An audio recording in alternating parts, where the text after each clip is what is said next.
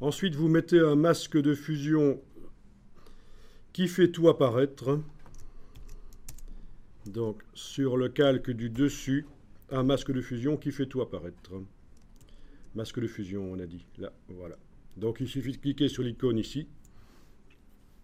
Ou alors, menu calque, en haut de l'écran, masque de fusion, tout faire apparaître. En tout cas, c'est un masque de fusion rempli de blanc. Donc, lui aussi ne change rien du tout. Et vous allez prendre un pinceau et dessiner en noir en transparence, par exemple à 25%. Donc, vous activez le pinceau, vous dessinez en noir, et la transparence, c'est ici dans les options du pinceau, à peu près 25%. Opacité. Vous dessinez avec un pinceau dont vous choisissez la dureté et la dimension. Et on dessine où? Dans le masque, c'est bien lui qui est encadré, là. Il a un cadre, le masque. Donc on va empêcher que les détails soient visibles à certains endroits.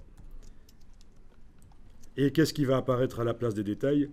Le calque d'en dessous, les basses fréquences, autrement dit, du lissage. Voilà. Donc je vais typiquement essayer ici sur les ridules. On y va progressivement. Et ça supprime les petites rides. Enfin, ça les atténue en tout cas. Il ne faut pas les supprimer complètement parce que ça paraît irréaliste alors.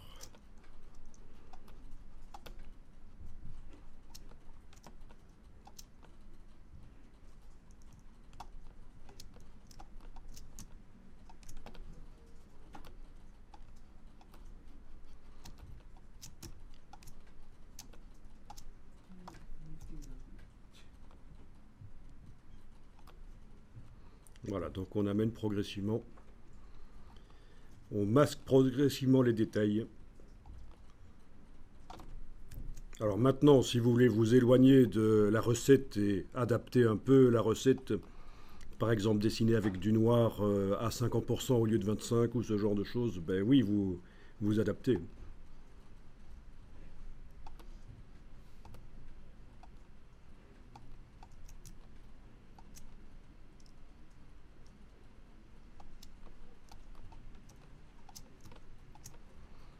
Bon, c'est un travail subtil en fait, hein.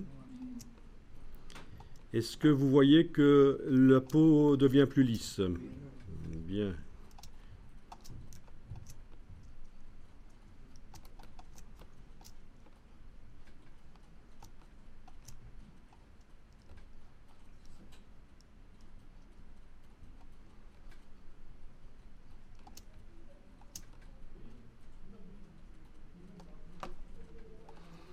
Ok.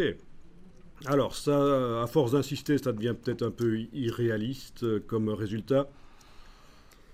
Donc c'est pour ça que vous allez pouvoir diminuer ce que vous avez fait pour revenir vers quelque chose de plus réaliste. Vous allez mettre les deux calques du dessus dans un groupe et puis réduire l'opacité du groupe pour mélanger avec la photo originale qui se trouve toujours en dessous. Donc j'active les deux calques ici. Bon, bien entendu aussi, si je suis allé trop loin, je peux dessiner en blanc là-dedans au lieu de dessiner en noir, hein, évidemment. Ça va faire réapparaître du détail. Ça, c'est une solution. Sinon, vous mettez les deux calques ici, clic, majuscule, clic, vous les mettez dans un groupe et vous diminuez l'opacité du groupe et forcément, ça va mélanger avec la photo originale. Quelle est la force qu'il faut mettre? Justement, l'intérêt du curseur, c'est que vous positionnez de manière à obtenir quelque chose qui n'est pas trop lisse, quelque chose qui reste réaliste, mais on a malgré tout les ridules qui ont été atténuées.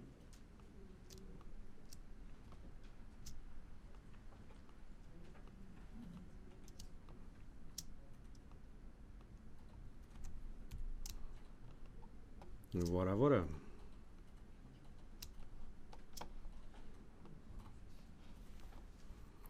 Alors il faut savoir que si ça a l'air trop lisse sur écran, si c'est destiné à être imprimé en offset, donc avec un tramage, le tramage va rendre un peu de grain à la peau, le côté trop lisse va être atténué par le tramage.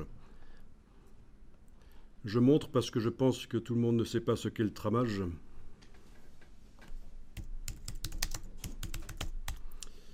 C'est le fait que lorsque on imprime, on est obligé de transformer en petits points. Si en magenta, jaune, noir, on est obligé de transformer donc les photos en petits points. C'est ça le tramage. Parce que la technique offset ne permet pas de faire de la nuance. Soit l'encre est sur le papier, soit elle n'y est pas.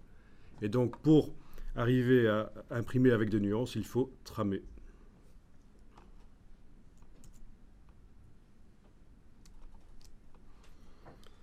Les couleurs ont des encres, les couleurs ont des angles différents pour créer une imbrication en forme de rosette comme ça.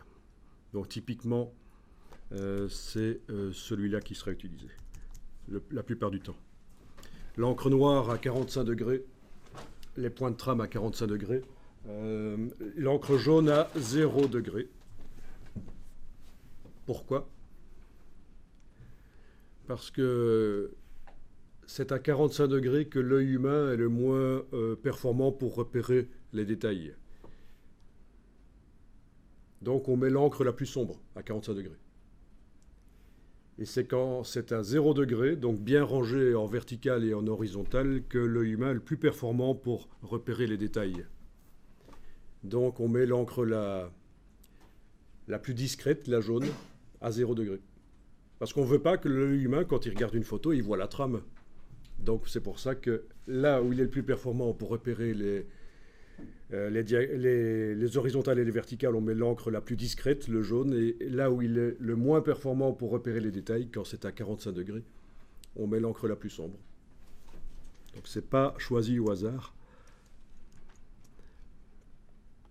Mais ça, c'est pas vous qui vous occupez de ça. De toute façon, c'est l'imprimeur qui va transformer vos photos, vos affiches en point de trame, en utilisant un ordinateur spécialement prévu pour ça, qu'on appelle le RIP.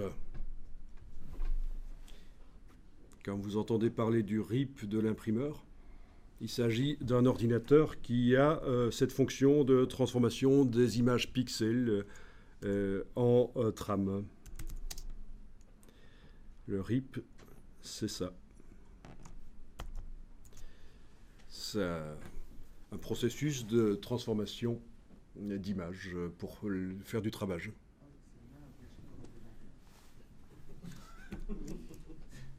En effet, c'est le même raccourci que le Rest in Peace.